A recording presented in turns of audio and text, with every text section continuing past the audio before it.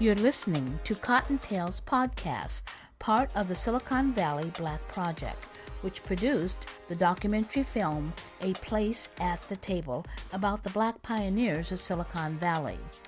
This documentary film, featuring African American professionals, entrepreneurs, technologists, and engineers from the past and present. Today, we are speaking to Judith Robinson, formerly employed as a thrift regulator at Comptroller of the Currency, where she enforced regulations governing the nation's savings and loan industry. She is currently self-employed and working as a leadership development coach and entrepreneur. Well, tell me, first of all, who is Judith Robinson? I am a leader, an independent thinker, compassionate person, loving and caring, an individual first, a daughter, a wife, a mother. I'm a hard worker, volunteer person, a giver. Yeah. A giver. I didn't realize that Tony was a minister, so you have that other title. Absolutely. Yeah. He is not in charge of a church. He's not the primary pastor of a church, but he has an assistant pastor role. And so, yes, I have inherited another role in that as well. You're right. So where were you born and raised? Born in Texas on a farm. I never actually lived there, but my mom went back home. My dad at the time was in the military.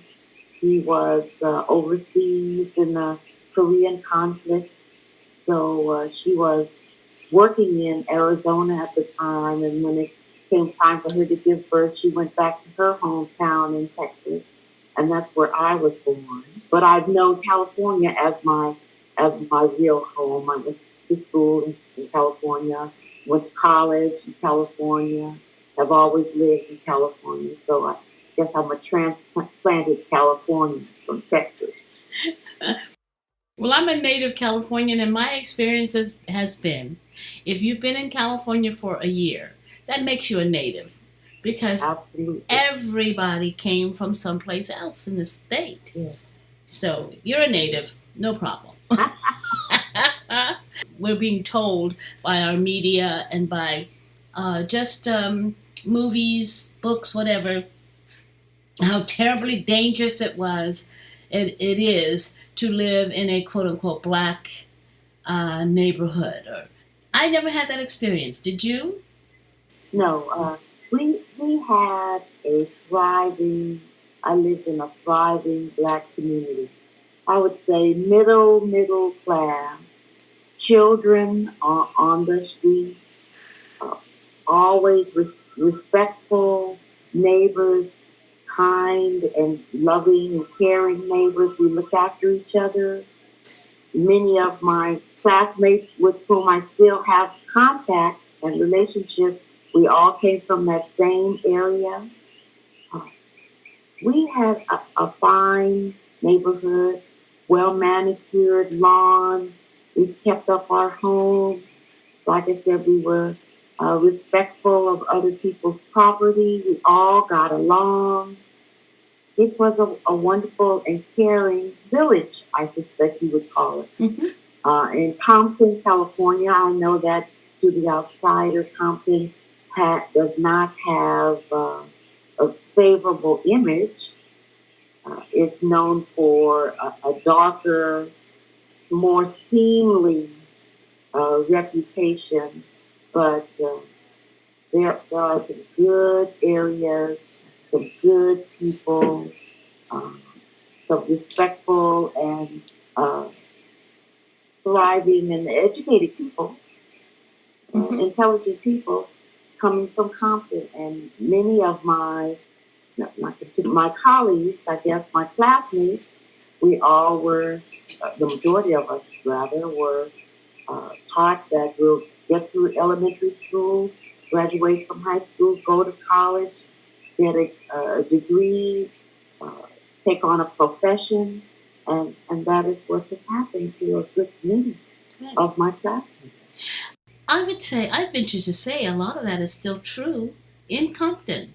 That really hasn't changed. What did change was the media vision of what Compton was. And I think it began with movies saying, what was it, Straight Outta Compton and Boys in the Yes, Hood, and calling the entire town of a certain part of Los Angeles the hood when it was never considered the hood in the past. So all of that has worked its way into our uh, culture in a way that our young people begin to believe that story or that vision, that narrative about Compton and places like Compton. Compton actually is known as the hub city, and maybe 70 years ago or so, that was an all-white community, very well established, well regarded white community, and it was well situated because it was close to downtown Los Angeles. Freeway access was good. It had its own downtown area, bustling downtown area. That was a well-to-do and well-regarded neighborhood and area. And as blacks came in, of course, there was white flight. The neighborhood changed and the image changed. Unfortunately, some bad elements enter every area. The less positive image has has been the image that individuals have left and described Compton to be. Yes, yes. Well, Unfortunately. I see that this young woman from Compton, if I look at this correctly, it ended up being comptroller of the currency. Tell me your journey when it came to becoming that comptroller of the currency. So I went to Swift College in Claremont, California, and graduated with a bachelor's of arts degree. I guess I was a little different from some of my classmates who went into art and English and theater and sociology and philosophy and what have you. I majored in accounting finance with a minor in Spanish.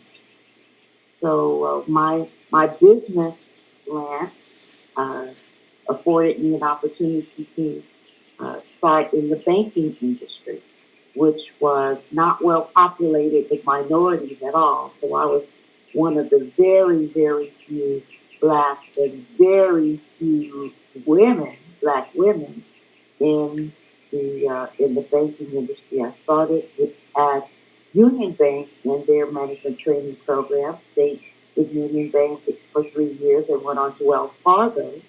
Stayed at Wells Fargo for 7 years and went through their lending program and moved on to uh, what at that time was known as the Federal Home Loan Bank, which was at the time the watchdog agency of the savings and loan industry, and that particular agency was morphed into what is now known as the Comptroller of the Currency under the U.S. Department of the Treasury.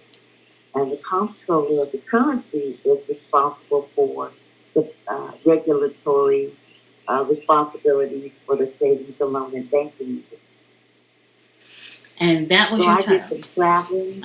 I did some traveling from bank to bank to bank in different regions of the United States uh, with the goal in mind of keeping the banking industry safe and sound, keeping your money safe and sound, and assisting in the equitable administration of loans, particularly business loans and real estate loans.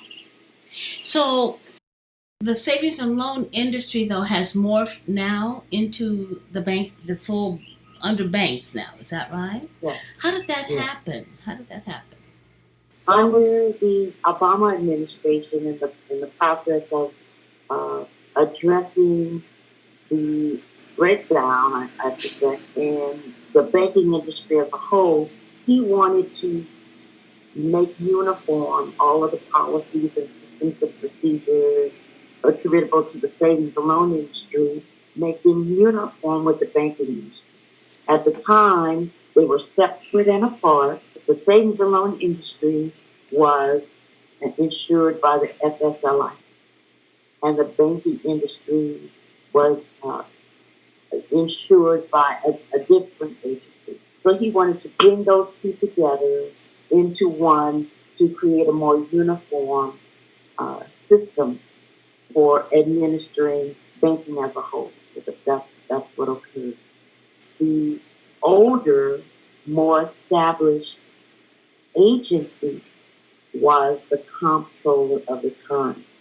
It was an 100-year-old established agency under the federal government, where the Office of Thrift Supervision was a much newer agency. It was less than 30 years old at the time. So he brought those two agencies together, and the success of the agency was the Comptroller of the So now, is there just one comptroller, or were there district comptrollers? How did that work? It's divided. System is divided into regions. Yes, there's Western region, Central region, Northeastern region, Southeast region. Yes, under one agency, which is the Comptroller. And so what region were you in charge of? Well, I was part of the Western region. Okay. The West. So that is how we saw you in Hawaii. You were as far west as you could go. Yes, indeed. Yes, indeed. So that was an exciting assignment. Some people would say it was it's a prime assignment indeed, but a lot of work, and we were under the gun in completing all of our work and tying all of the loose ends up. And once we left, that was the conclusion of our examination. So when you were asked to go in, let's say they asked you to handle the Northern California region, what would be a reason to bring you in to that region to do your work? What would be a reason for that? Depending on the bank, what kind of problems or challenges that particular bank would have, our administration would assign individuals with a specialty in that particular area.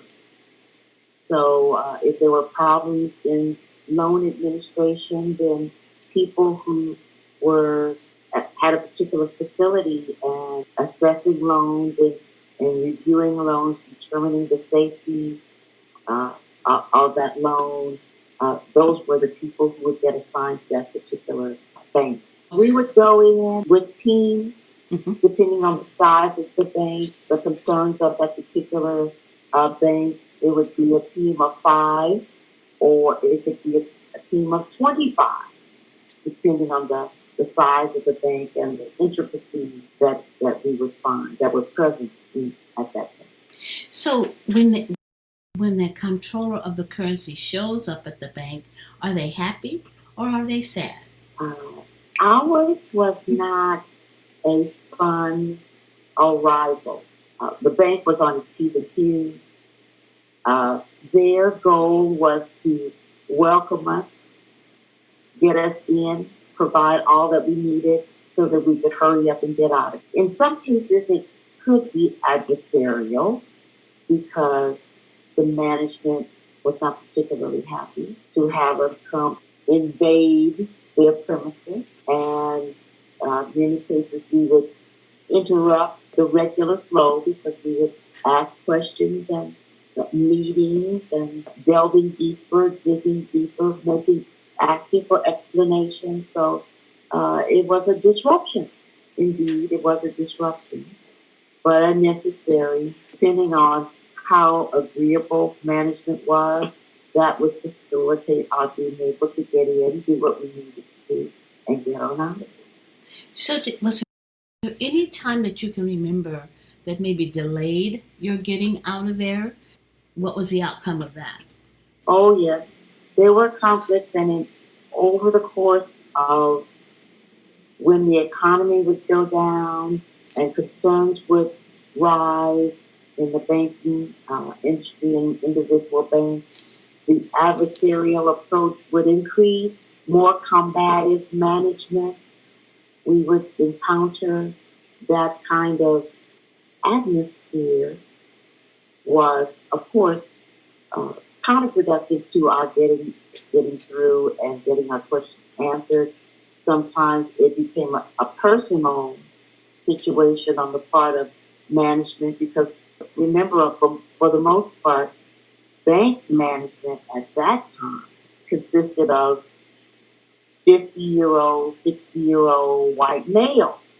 And so they didn't appreciate these young whippersnappers and minorities in particular coming and telling them what they didn't do, what was incorrect, where they were not following the rules and regulations, where they were in defiance of the regulations, and that this corrective action was necessary, which would involve more detail, follow up on their part. They were not appreciative of that at all. So in many cases, there was a confrontational type of atmosphere that we often would face. So I can imagine that your visits weren't always welcome with bells and whistles, but No. Yeah, That helped me hone my negotiation skills and speaking with others and how to